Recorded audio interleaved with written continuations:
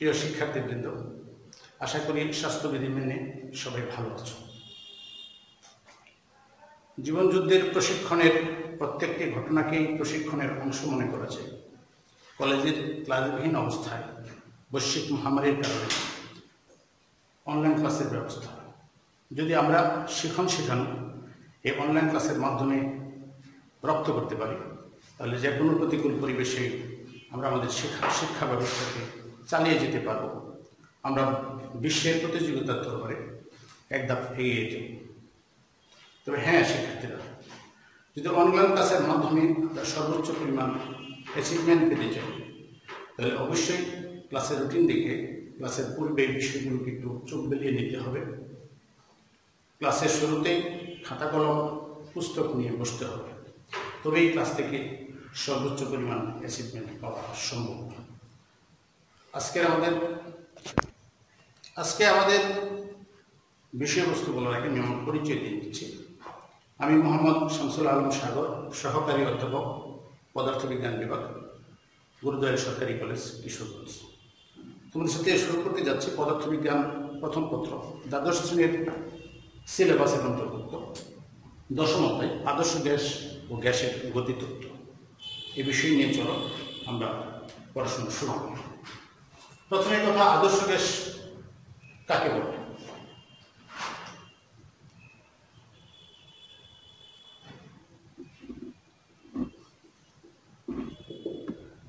আদর্শ গ্যাস যে সকল গ্যাস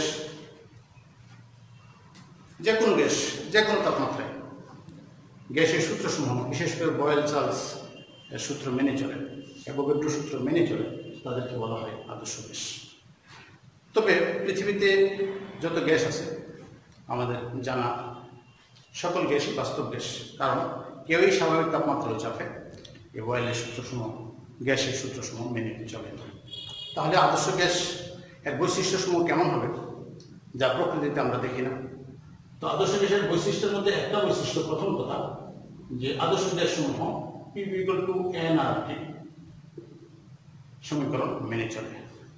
আদর্শ গ্যাসসমূহ এর মধ্যে কোনো সময়ের মধ্যে পারস্পরিক আকর্ষণ বল কম থাকে, বিধায় পরস্পর থেকে পরস্পর অনেকটা দূরে অবস্থান করে, এবং আদর্শ গ্যাসসমূহের মধ্যে কোনো আকর্ষণ বা বিকর্ষণ বল ক্রিয়া করে না। আদর্শ গ্যাসসমূহ যে পাত্রে রাখা হয়, এই পাত্রের দেয়ালে তাত্ত্বিকভাবে কোনো বল প্রয়োগ করে না। আদর্শ গ্যাসসমূহকে পরম শূন্য তাপমাত্রায় নেওয়া সম্ভব তাত্ত্বিকভাবে, তো বাস্তবে কোনো গ্যাসকে পরম শূন্য তাপমাত্রায় নেওয়া সম্ভব না। এগুলো আদর্শ গ্যাসের বৈশিষ্ট্য।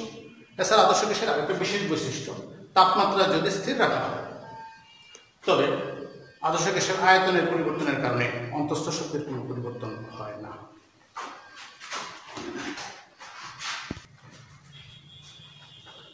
গ্যাসের বিষয়গুলি আলোচনা করতে গেলে গ্যাসের 3টা রাশি, আয়তন, চাপ, তাপমাত্রা। এই 3টা রাশিকে একসাথে বলা হয় গ্যাসের চলরাশি, তাপগতীয় স্থানাঙ্ক। কারণ এদের যে কোনো একটা রাশির পরিবর্তনে বাকি 2টা রাশি পরিবর্তিত হয়। তো এই জন্য একটা সন্ধ্যা আমাদের আসে তাপগতীয় প্রক্রিয়া কাকে বলে? যে প্রক্রিয়ায় গ্যাসের চাপ, আয়তন, তাপমাত্রা যে কোনো একটা পরিবর্তনে অপর 2টি রাশি পরিবর্তিত হয়, সে প্রক্রিয়াকে তাপগতীয় প্রক্রিয়া বলে। তো তাপগতীয় প্রক্রিয়া থেকে দেখা যায় যে আমরা যদি বয়েলের সূত্র আলোচনা করি,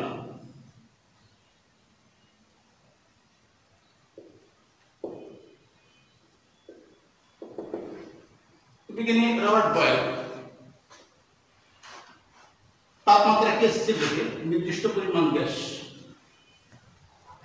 এর চাপ ও আয়তনের পরিবর্তন পর্যবেক্ষণ করে দেখেন যে একটা আরেকটা ব্যস্তানুপাতিক।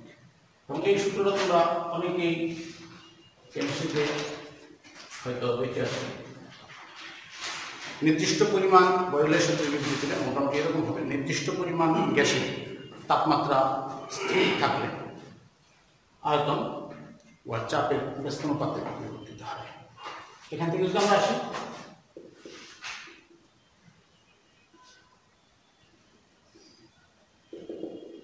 PV = ধ্রুবক।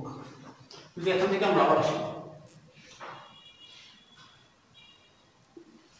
তাহলে P1 V1 equal to P2 V2 এগুলো আবার লেখা যায়। এটা দিয়ে আমরা অঙ্ক করতে পারি বা আমাদের কোনো সময় উদ্দীপকে ব্যবহার করা লাগতে পারে। আমরা যদি ঘনত্বের সাথে চাপের সম্পর্ক বের করতে চাই তাহলে আমরা দেখবো আবার PV সমান যদি হয় ধ্রুবক তাহলে P V যদি হয় তার আয়তন সমান ভর বাই ঘনত্ব ইকুয়াল টু ধ্রুবক। তাহলে এই ক্ষেত্রে আমরা দেখতে পারি P1 সমপরিমাণ গ্যাস এর চাপ পরিবর্তিত হবে তো তার ঘনত্ব পরিবর্তিত হবে। P1 by ρ1 equal to P2 by ρ2। সুতরাং P বাই ρ ইকুয়াল টু ধ্রুবক। সুতরাং P is proportional ρ, অর্থাৎ স্থির তাপমাত্রায় নির্দিষ্ট পরিমাণ গ্যাসের চাপ তার আয়তনের সমানুপাতে পরিবর্তিত হয়। তো সেই ক্ষেত্রে আমরা দেখলাম গ্যাসের চাপ এবং ঘনত্বের সম্পর্ক, গ্যাসের আয়তন এবং ঘনত্বের সম্পর্ক। এই ক্ষেত্র থেকে আমরা যদি লেখচিত্র দেখাই তো বয়েলের সূত্রের অনুকূল লেখচিত্র আমরা যদি x অক্ষের দিকে আয়তন y অক্ষের দিকে চাপ দেখাই তাহলে এক্সপোনেনশিয়ালি পরিবর্তিত হবে। আমরা যদি এর চিত্রটাকে চাপের সাথে আয়তনের বিপরীত রাশি দেখাই তাহলে এটা লেখচিত্রটা এইভাবে পরিবর্তিত হয়। আমরা যদি এদিকে V এদিকে P দেখাই তাহলে এটা এইভাবে পরিবর্তিত হয়। আমরা যদি PV যেহেতু ধ্রুবক এদিকে যদি আমরা V বা P চাই আর এদিকে যদি আমরা P দিই তাহলে এটা সরলরেখা নির্দেশ করে। প্রিয় শিক্ষার্থীবৃন্দ, তোমাদের পরীক্ষার সময় হয়তো এমসিকিউতে এই চিত্রগুলি আসতে পারে। আমাদের একটা ক্ষেত্রে আমরা বলি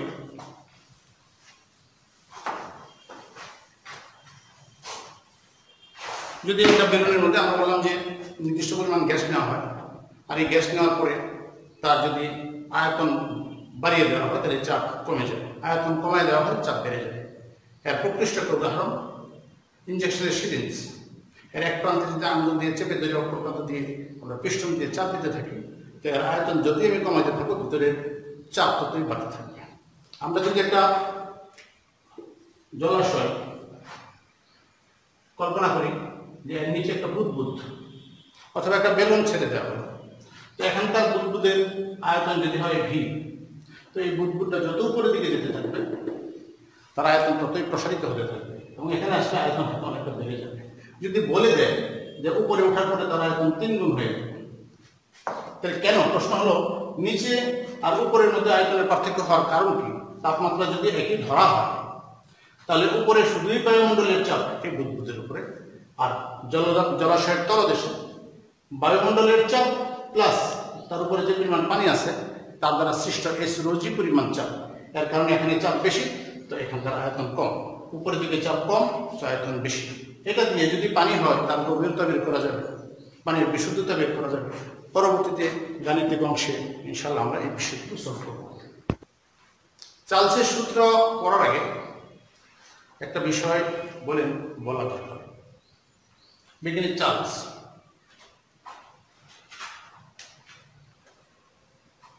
পাঁচটা বেলুনের মধ্যে সমপরিমাণ ভিন্ন ভিন্ন গ্যাস নিলেন, নিয়ে ওকে তাপমাত্রা বাড়ানো শুরু করলেন। প্রায় 80 ডিগ্রি সেলসিয়াস পর্যন্ত ওঠানোর পর উনি পর্যবেক্ষণ করলেন যে সবগুলি বেলুনের মধ্যে সমপরিমাণ গ্যাস, যদিও ভিন্ন ভিন্ন গ্যাস ছিল কিন্তু এর প্রসারণ প্রায় সমান। উনি অভিভূত হলেন, কিন্তু পরবর্তীতে এটা নিয়ে ওনার তেমন কোনো গবেষণা নাই। পরবর্তীতে 1802 সালে বিজ্ঞানী গে লুসাক এটা নিয়ে উনি অনেক গবেষণা করে একটা গবেষণাপত্র প্রকাশ করলেন এবং এই গবেষণাপত্রে উনি এই চার্লসের সূত্রের অবতারণা করেন এবং উনি দেখান যে তাপমাত্রা পরিবর্তনের সাথে গ্যাসের পরিবর্তন, তার আয়তনের পরিবর্তন কেমন হয় একটা সূত্র আকারে উনি প্রকাশ করেন। কিন্তু সূত্রটা উনি ওনার নামে প্রকাশ করেন নাই, সূত্রটা উনি বিজ্ঞানী চার্লসের সম্মানার্থে তার নামে নামকরণ করেন। এটা থেকে আমাদের একটা শিক্ষণীয় বিষয়, যারা মহৎ হয় তারা তার কৃতিত্বকে অন্যের দিকেই ধাবিত করবে। আমরা যদি মহৎ হতে চাই শিক্ষা দ্বারা, তো কৃতিত্বকে নিয়ে টানাটানি নয়, আমরা কৃতিত্বকে দিব, তো আমার কৃতিত্বের পরিমাণ বাড়বে। তো আসে আমরা চার্লসের সূত্রের বিবৃতি কি হবে। বিজ্ঞানী চার্লসের সূত্রের বিবৃতি মোটামুটি এরকম কথা: স্থির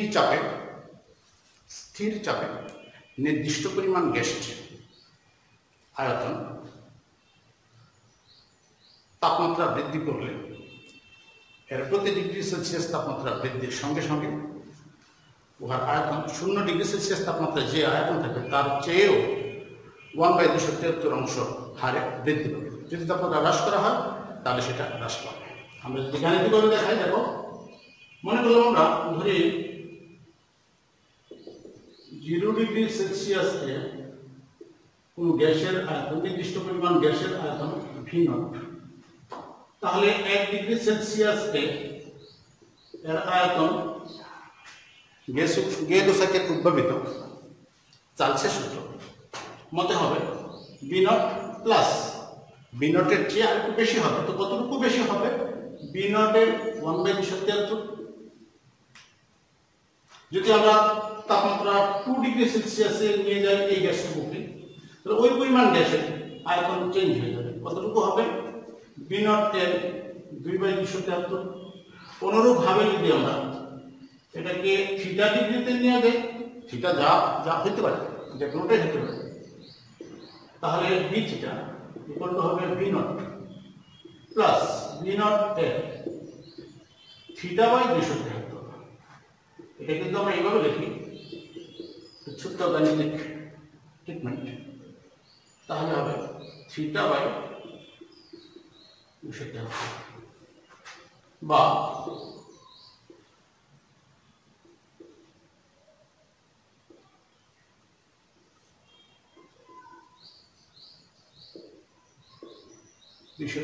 প্লাস থিটা। দেখতে পাচ্ছ যে কোনো তাপমাত্রার সাথে 273 যখন এটা পরম তাপমাত্রা হয়, কেলভিন স্কেলে T দিলাম, সুতরাং V0 বাই 273 ইন্টু T। তো আমরা দেখতে পাচ্ছি সুতরাং D theta, theta degree Celsius থেকে যদি কেলভিনে প্রকাশ করি, তো সেই ক্ষেত্রে তার তাপমাত্রা এটা হয়, আমরা এর সমানুপাতিক ধ্রুবক দিয়ে প্রকাশ করি, তো D theta is proportional temperature. তো শিক্ষার্থীরা তোমরা দেখতে পাচ্ছ, যদি আমরা পরম তাপমাত্রা স্কেলে প্রকাশ করি, তাহলে নির্দিষ্ট পরিমাণ গ্যাসের চাপ স্থির থাকলে এর আয়তন পরম তাপমাত্রার সমানুপাতিক। আর যদি ডিগ্রি সেলসিয়াস স্কেলে আমরা প্রকাশ করি, তাহলে বিষয়টি একটু জটিল আকারে প্রকাশ করতে হয়, যে 0 ডিগ্রি সেলসিয়াসের থেকেও 1/273 প্রকাশ করতে হচ্ছে। আমরা যদি বিষয়টাকে লেখচিত্রের সাহায্যে দেখাতে চাই, তাহলে দেখো, লেখচিত্রের দিকে যদি আমরা তাকাই, তাহলে আমাদের যে সূত্র ছিল B ইজ প্রপোর্শনাল T, পরম তাপমাত্রা সমানুপাতিক, তাহলে এটা মূল বিন্দু থেকে এই আসে x অক্ষের দিকে T কেলভিন, y অক্ষের দিকে আমরা যদি তার আয়তন চিন্তা করি। আর যদি আমরা ডিগ্রি সেলসিয়াস স্কেলে আমরা প্রকাশ করি, তাহলে x অক্ষের দিকে থিটা ডিগ্রি সেলসিয়াস, উপরে B থিটা।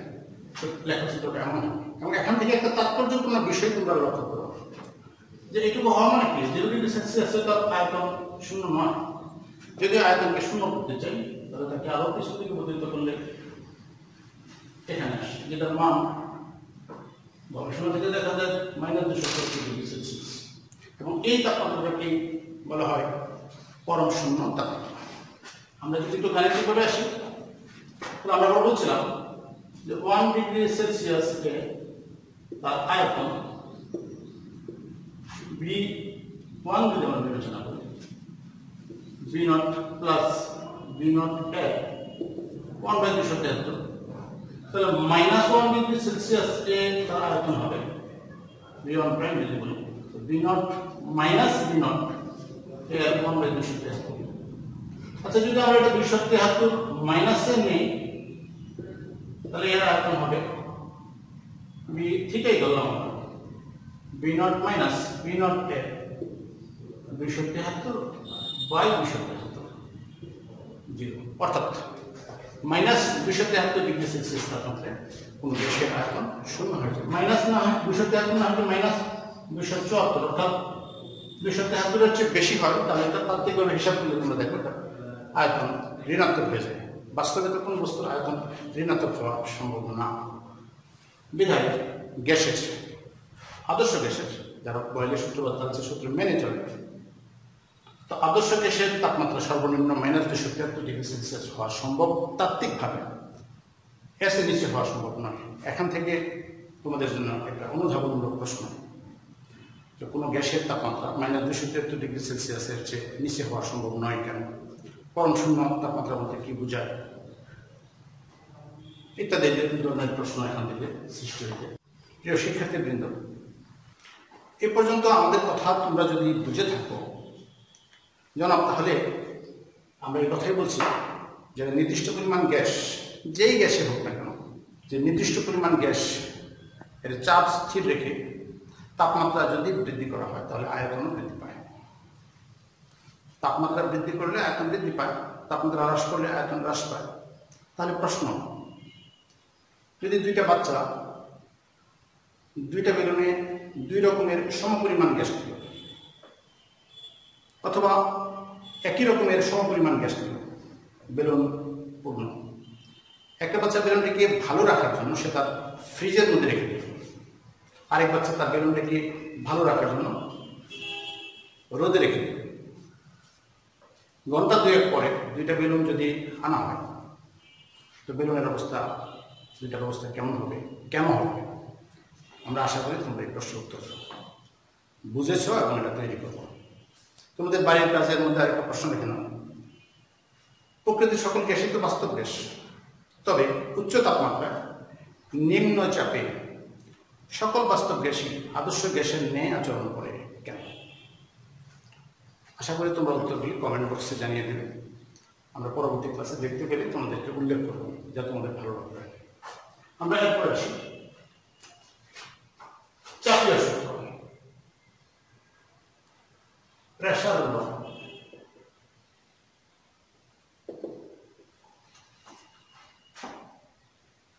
চাপীয় সূত্র বিজ্ঞানী রেনু, যার নামটা উল্লেখ এইভাবে স্পেলিংটা না করলেই নয়, হেনরি ভিক্টর রেনু, কিন্তু বানানটা একটু খেয়াল করবেন। হেনরি ভিক্টর রেনু, উনি এই সূত্রটা প্রবর্তন করেন এবং এই সূত্রটা চার্লসের সূত্রেরই অনেকটা নামান্তর করা যায়। সূত্রের বিবৃতি এরকম: নির্দিষ্ট পরিমাণ গ্যাসের আয়তন স্থির থাকলে এর চাপ 0°C থেকে প্রতি °C বৃদ্ধিতে বা হ্রাসে আয়তন 0°C এর চেয়ে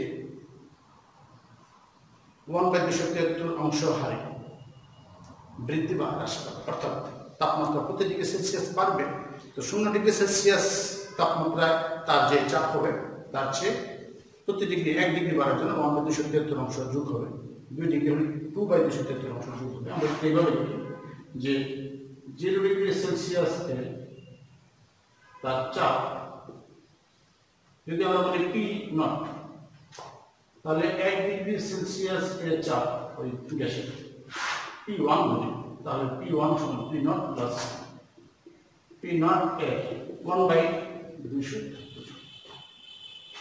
যদি 2°C হয় তাহলে তার চাপ P2 সমান P0 প্লাস P0 এর 2/273।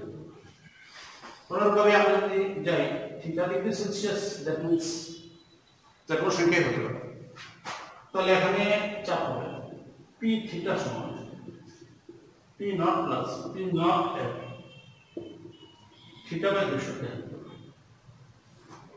বা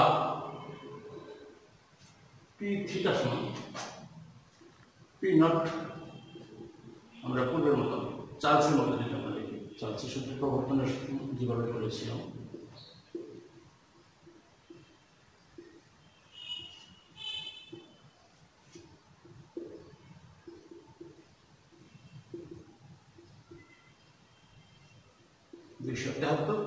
এটাকে আমরা পরম স্কেল যদি প্রকাশ করি, θ+273 সমান আমরা ধরলাম T, তাহলে সেটা দাঁড়াবে P0/273 × T, অর্থাৎ কোন নির্দিষ্ট পরিমাণ গ্যাসের আয়তন যদি স্থির থাকে তাহলে তার চাপ পরম তাপমাত্রার স্কেলে প্রকাশ করলে পরম তাপমাত্রার সমানুপাতিক, আর যদি সেলসিয়াস স্কেলে প্রকাশ করা হয় তাহলে তো 1/273 হারে তার চাপ বৃদ্ধি পাবে। বিষয়টাকে যদি আমরা চিত্রের সাথে দেখা গেছে, এদিকে পরম তাপমাত্রা কেলভিন, এদিকে চাপ, তাহলে মূল বিন্দুগামী সংখ্যাটা এরকম হয়। আর যদি আমরা সেলসিয়াস স্কেলে দেখাতে চাই, সেলসিয়াস স্কেলে, তাহলে এটা মূল বিন্দুগামী না হয়ে 0 ডিগ্রি সেলসিয়াস যা হয় তার থেকে একটু বেশি, তার মানে এটুকু 0 ডিগ্রি সেলসিয়াস তাপমাত্রার জন্য তার চাপ বলবৎ থাকে। আমাদের যেটা সংজ্ঞা এই বিষয় সংক্রান্ত বিষয়, প্রমাণ তাপমাত্রা কাকে বলে? যে তাপমাত্রায় প্রমাণ চাপে, প্রশ্ন হলো প্রমাণ চাপ কাকে বলে, এটা আমরা আবার পরে আসতেছি। যে তাপমাত্রায় প্রমাণ চাপে বিশুদ্ধ বরফ গলতে শুরু করে অথবা পানি জমতে শুরু করে, বরফ হতে শুরু করে, সেই তাপমাত্রাকে বলা হয় প্রমাণ তাপমাত্রা। তোমরা এই কথা কাজ লাগাইও না, প্রমাণ তাপমাত্রা আর পরম শূন্য তাপমাত্রা দুইটা এক কথা না। পরম শূন্য তাপমাত্রা মানে -273 ডিগ্রি সেলসিয়াস বা 0 কেলভিন, আর প্রমাণ তাপমাত্রা হলো 273 কেলভিন বা 0 ডিগ্রি সেলসিয়াস। 273 কেলভিন বা 0 ডিগ্রি সেলসিয়াস। হ্যাঁ, পরীক্ষায় আবার অনেকে এরকম করে থাকো, 273 কেলভিনকে বা 0 ডিগ্রি সেলসিয়াসকে প্রমাণ তাপমাত্রা বলে। না, তোমার কাছে এরকম চাওয়া হয়নি যে প্রমাণ তাপমাত্রা কত, সংজ্ঞা তো সংজ্ঞা দিতে হবে। প্রমাণ চাপ কাকে বলে? সমুদ্র পৃষ্ঠের 45 ডিগ্রি অক্ষাংশে 273 কেলভিন তাপমাত্রায় বিশুদ্ধ ও শুষ্ক পারদের স্তম্ভ, যার স্তম্ভের উচ্চতা 76 সেন্টিমিটার, 76 সেন্টিমিটার উচ্চতা বিশিষ্ট বিশুদ্ধ পারদ স্তম্ভ যদি 45 ডিগ্রি অক্ষাংশে রাখা হয়, আর তখন তার তাপমাত্রা 273 কেলভিন, তো এই অবস্থায় পারদ স্তম্ভ এস রো জি পরিমাণ যে চাপ দেয় তাকে বলা হয় প্রমাণ চাপ। আমরা যদি সেটা বলি, যে কোনো ডায়ামিটারের হতে পারে 76 সেন্টিমিটার পারদ স্তম্ভ, পুরোটাই পারদবর্তী, যে পারদ বিশুদ্ধ হবে এবং শুষ্ক বিশুদ্ধ বরফ 76 সেন্টিমিটার একটা নলের মধ্যে রাখা হয়, আর এই নলটাকে যদি 45 ডিগ্রি অক্ষাংশে রাখা হয়, সমুদ্র পৃষ্ঠে 45 ডিগ্রি অক্ষাংশে রাখা হয়, তার টেম্পারেচার 273 কেলভিন হয়। তো এই অবস্থায় সে যে চাপ দেবে উলম্ব করে তাকে বলা হয় প্রমাণ চাপ। আমরা এটাকে এইভাবে প্রকাশ করি, প্রমাণ চাপ কত? তো আমরা বলি 76 সেন্টিমিটার পারদ চাপের সমান। আমরা যদি এটাকে প্যাসকেলে নিয়ে যাই, তো হিসাব করলে এইচ রো জি, এই সূত্র দিয়ে এইচ রো জি, এস মিন 76 মিটার, পারদের ঘনত্ব 12,960 লেখা যায়, 13,000 লেখা, জি 9.8, তো তার মান দেখা যায় 1.01325 into 10⁵ newton per metre square বা পাস্কেল প্রমাণ চাপ। শিক্ষার্থীরা, আজকের আমাদের শেষ টপিকস আদর্শ গ্যাস সমীকরণ। আদর্শ গ্যাস সমীকরণ বয়েল এবং চার্লসের সূত্রের সমন্বয় এবং এটার অংশগ্রহণ।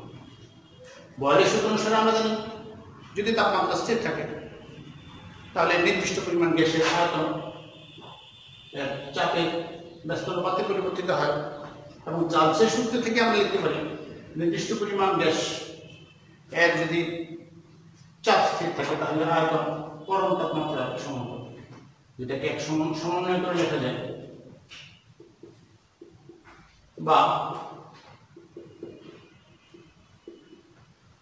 বা পিভি ইকুয়াল টু ক্যাপি। এখানে কে সমানুপাতিক ধ্রুবক, এই সমানুপাতিক ধ্রুবকের মান গবেষণা করে দেখা গেছে যে কোনো গ্যাসের ক্ষেত্রে যদি তার চাপ এবং তাপমাত্রা স্থির থাকে তাহলে 1 গ্রাম গ্যাস অণু চাপ এবং তাপমাত্রা স্থির থাকলে 1 গ্রাম গ্যাস অণুর ক্ষেত্রে তার আয়তন সবসময় একই হয়। তাপমাত্রা আর চাপ যদি স্থির থাকে তো যে কোনো পরিমাণ গ্যাস, এর পরিমাণ যদি যে কোনো গ্যাসের ক্ষেত্রে 1 গ্রাম অণু নেওয়া হয় তো তার আয়তন সবসময় একই থাকবে। আর আমাদের অ্যাভোগাড্রো সাহেবের কথা অনুসারে যদি প্রমাণ তাপমাত্রা ও চাপ স্থির এবং তার মান যদি হয় প্রমাণ তাপমাত্রা ও চাপ স্থিতি, তাহলে তার মান হয় 22.4 লিটার। তো সেই ক্ষেত্রে আমরা লিখতে পারি যেহেতু কে এর মান 1 গ্রাম নির্দিষ্ট পরিমাণ ভরের গ্যাস যদি হয় তাহলে 1 হলে গ্যাস মান আর লেখা যায়। আর কে আমরা বলি মোলার গ্যাস ধ্রুবক, সার্বজনীন গ্যাস ধ্রুবক কেন বলা হয়? তোমাদের প্রশ্ন, তোমরা এটা দেখবা। একক জুল পার কেলভিন পার মোল। প্রশ্ন হলো মোলার গ্যাস ধ্রুবকের একক এটা বলতে কি বোঝায়? জ্ঞানমূলক কথা যদি আসে তোমাদের জানা থাকা দরকার।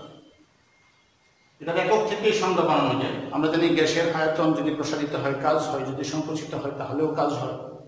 তাহলে এখান থেকে দেখা যাচ্ছে কোনো গ্যাস অণুর 1 মোল পরিমাণ গ্যাস অণুর তাপমাত্রা যদি 1 কেলভিন পরিমাণ বৃদ্ধি করা হয় তাহলে তার সম্প্রসারণজনিত কারণে 8.31 জুল পরিমাণ কাজ সম্পাদিত হয়। তাহলে মোলার গ্যাস ধ্রুবক 8.31 জুল পার কেলভিন পার মোল বলতে কি বোঝায় বললে এক রকমের কথা, আর মোলার গ্যাস ধ্রুবক কাকে বলে তাহলে তুমি ভিন্ন রকমের কথা বলবো। সেটা কি হতে পারে যে 1 মোল পরিমাণ কোনো গ্যাস অণুর তাপমাত্রা 1 কেলভিন বৃদ্ধি করতে 1 কেলভিন বৃদ্ধি করা হলে সম্প্রসারণজনিত কারণে যে পরিমাণ কাজ সম্পাদিত হয় সে পরিমাণ কাজের মানকে বলা হয় মোলার গ্যাস ধ্রুবক। অতএব এখানে আমরা লিখতে পারি সুতরাং পিভি ইকুয়াল টু আরটি 1 মোলের জন্য যদি n মোল হয় তাহলে PV equal to n RT. এই সমীকরণটা আমাদের জন্য আদর্শ গ্যাস সমীকরণ। যে সকল গ্যাস এই সমীকরণ মেনে চলে তাদেরকে আমরা আদর্শ গ্যাস বলি। আমরা আজকে তোমাদেরকে যে সকল বিষয়ে কথা বললাম সবগুলি আদর্শ গ্যাসের বৈশিষ্ট্য থেকেই প্রাপ্ত। আমরা এখান থেকে লিখতে পারি P1 V1 equal to RT1 equal to P2 V2 RT2। এরকম ভাবে বিভিন্ন অংশে বিভিন্ন রকমের রাশিমালা দেওয়া থাকলে উদ্দীপকের অঙ্ক করা কিংবা উদ্দীপক সলভ করা আমার মনে হয় তোমাদের জন্য সহজ হবে। তো শিক্ষার্থীগণ, আমাদের ক্লাসের আজকে শেষ পর্যায়ে আমরা চলে আসছি। তো তোমাদের প্রতি আমাদের কথা, আমাদের ক্লাসে যদি তোমাদের বুঝতে কোনো সমস্যা হয় অবশ্যই তোমরা আমাদের সাথে ইনবক্সে কমেন্ট বক্সে শেয়ার করতে পারো, অথবা তোমরা এটা নোট করে রাখো। পরবর্তীতে আমাদের সুদিন আসবে, ক্লাসে দেখা হবে, যখনই না হয় তোমাদের এই সমাধানগুলি আমরা করে দেবো। ততক্ষণ আমাদের সাথে পড়াশোনা চালিয়ে যাওয়ার সাথে অনলাইন ক্লাসে যুক্ত থাকো, তোমরাও উপকৃত হবে। পর্যায়ক্রমে আমরাও দক্ষ হয়ে উঠব, জয় করব বিশ্বটাকে। ভালো থাকো, স্বাস্থ্যবিধি মেনে থাকো, পরবর্তী ক্লাসে দেখা হবে।